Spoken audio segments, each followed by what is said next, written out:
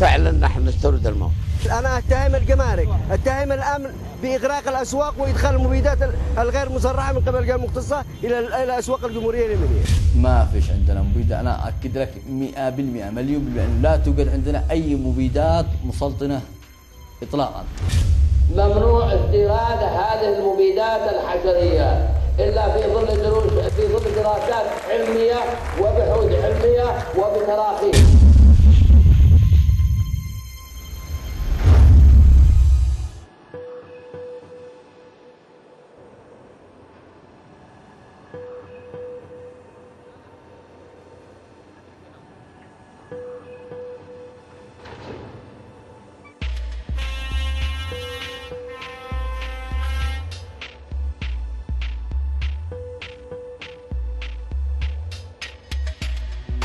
يعتمد اليمن على الزراعة وتشكل المورد المالي الأساسي لسكانه، ويزرع اليمنيون الفواكه والخضروات والحبوب وغيرها من الأصناف الزراعية، وتستحوذ الشجرة القاطعة على اهتمام المزارعين في اليمن، وبسببها ازدهرت تجارة المبيدات والتي يصفها الكثير بتجارة الموت.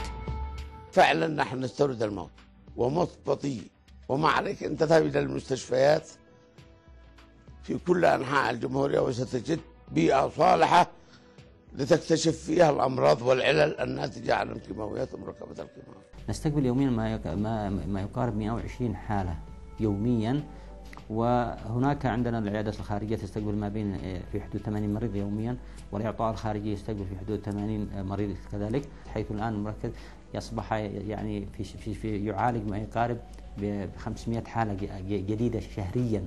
عندهم كم محددين بالسنة استيراد مبيدات؟ كم طن؟ 1500 إلى 2000 طن. 2000 طن.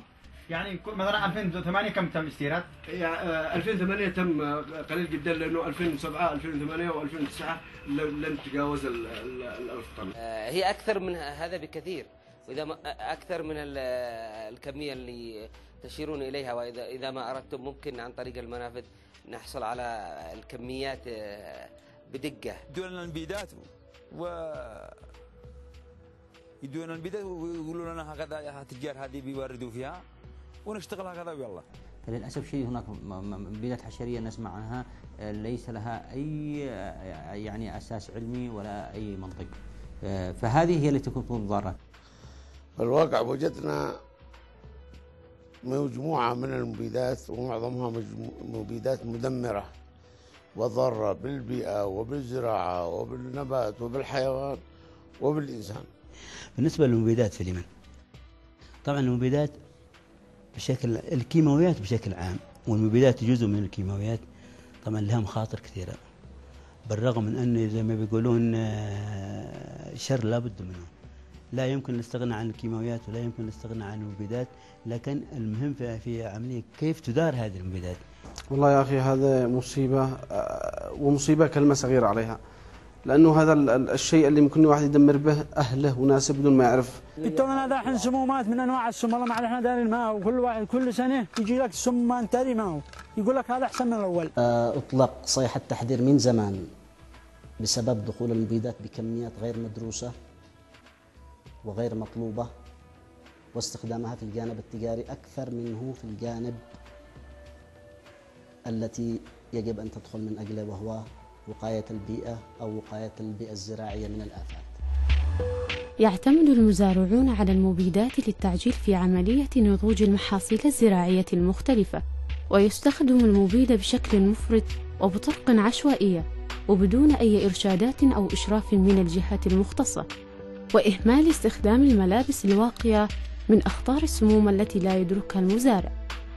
ما عندش خلفية نهائيا كيف الطريقة الصحيحة أو السليمة لاستخدام المبيد، يأخذها. وطبعا الوسائل أنه أحيانا المزارع يستخدم يعني خلط المبيد نفسه يستخدم يده. ولا كوف ولا ينجر من المضارب ونصبها ولا بين الطرمبات أو بين المواطير بيدينا راسا. المبيدات بشكل عام مواد سامة وخطيرة إذا لم تستخدم بطريقة سليمة وطريقة آمنة. الطريقة السليمة والالتزام بفترة الأمان والتداول السليم يجنب المشاكل والأضرار والمخاطر الصحية والبيئية على الإنسان والحيوان والبيئة. أصبحت النباتات عندنا أو المحاصيل أو الخضر عندما الآن كل شيء يعامل بالكيماويات، بالذات ما يسمى بالكربون. يستعجل العلم المزارع ويدعو له بالكربون من أجل أن يعجل من النضج. ما تقعش عندك الموز أو المانجا أو شيء إلا ساعات ويكون مصيرها الذبالة. فلو ذهبت أنا وأنت الآن إلى رداع على سبيل المثال، لو وجدت المبيدات المدمرة اللي بتستخدم للقات وما تنعكس ذلك أضرار على البيئة وعلى الإنسان. مادة الكربون هذا احنا نفس الموز هذا، نفس العنبة، نفس الشمام، يصلحوا له شوية من هذا المواد الغازية، مواد كربون. هم لأنهم مش مدركين بشكل كبير إيش الخطورة، فطالما إنه الآن بيتم توضيحها فأكيد حيستجيبوا، لأن في مؤخرا في استجابات من بعض المزارعين بدأوا ينتبهوا إنه لازم ينتظر فترة الأمان لما يرشوا. المزارع هو أكثر من يتسمم بالمبيدات قبل المستخدم، ولو كان يعرف المزارع أنه من الناس اللي يتضرروا إذا أنت مستهلك تستخدم القات أو الخضروات تأكله عن طريق الفم فقط، لكن المزارع أثناء الرش عن طريق الجلد وعن طريق النفس بالإضافة إلى عن طريق الأكل، فهو أكثر المتضررين من استخدام المبيد. فالجهل الموجود أو عدم معرفته بخطورة هذه السموم سبب رئيسي في استمراريته في الاستخدام، ولو كان يعرف ما كان وصل إلى هذه الحالة وعرض نفسه إلى هذه السموم. المواطن هو جزء من السلسلة، وأي مواطن بتفكيره البسيط يرغب بأن يحل مشكلة باستخدام أي حل متوفر لديه سواء ضار أو نافع. إنما قد رشيت وخزنت في يوم أيان يجلب الالتهابات في اللسان بس. في اليمن حقيقة أن الاستهلاك مخيف للمبيدات الحشرية فيما يتعلق بشجرة القات. نلاحظ بشكل مخيف في قضية الاستخدام المهول، وخصوصا المبيدات الحشرية التي لا يعلم بما تسببه من أضرار.